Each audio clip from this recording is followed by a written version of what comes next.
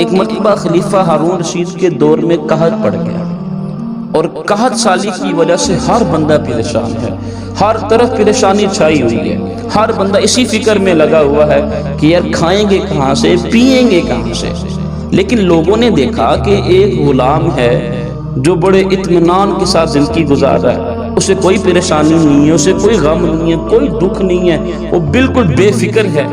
جب لوگوں نے دیکھا نا تو اس غلام کو پکڑا اور خلیفہ ہارون رشید کی بارگاہ میں پیش کر دیا، اور خلیفہ کے آگے عرض کرنے لگے، یا حضرت یہ غلام ہے، جب ہر بندہ پریشان ہے، ہر بندہ پریشانی کے اندر مبتلا ہے، لیکن یہ بڑا خوش ہے، اسے کوئی غم نہیں، کوئی پریشانی نہیں ہے بھی یہ غلام۔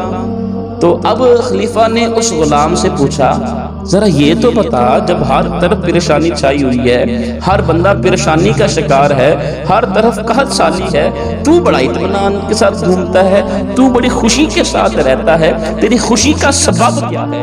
اب ذرا غور سے سنیے گا کہ اس غلام نے کیا جواب دیا۔ اب وہ غلام عرض کرنے لگا کہ یا حضرت، میں جس کا غلام ہوں، جو میرا مالک ہے، جو میرا مالک ہے، مجھے اس پر بڑا بھروسہ ہے، کیونکہ اس کے پاس گندم کا بہت بڑا ذخیرہ جمع ہے۔ میں اس وجہ سے پریشان نہیں ہوتا کیونکہ مجھے اپنے آقا پر بھروسہ ہے کہ وہ مجھے بھوکا نہیں مرنے دے گا، وہ مجھے بھوکا نہیں مرنے دے گا۔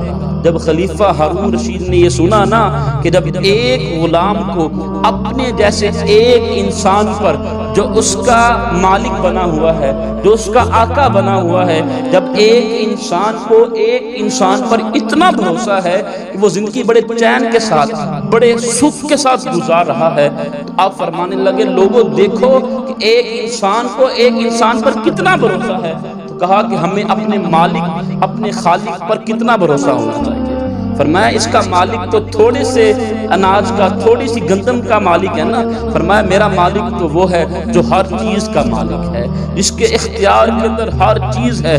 فرمایا میرا مالک اتنا بڑا ہے، وہ ہمیں بھوکا نہیں مرنے دے گا۔ تو آپ نے فرمایا لوگوں اطمینان رکھو، صبر کر لو، آج پریشانی ہے، اللہ کل آسانیاں ضرور نازل فرمائے گا، لوگوں اطمینان رکھو۔ یاد رکھنا پیارے بھائیو، توکل ایک بڑی چیز ہے، اللہ کی ذات پر بھروسہ بڑی چیز ہے۔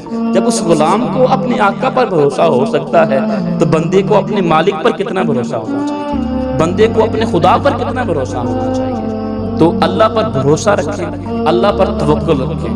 یاد رکھیں، بزرگ فرماتے ہیں جو بندہ توکل کرتا ہے وہ دنیا کے اندر بھی کامیاب ہو جاتا ہے اور آخرت کے اندر بھی کامیاب ہو جاتا ہے۔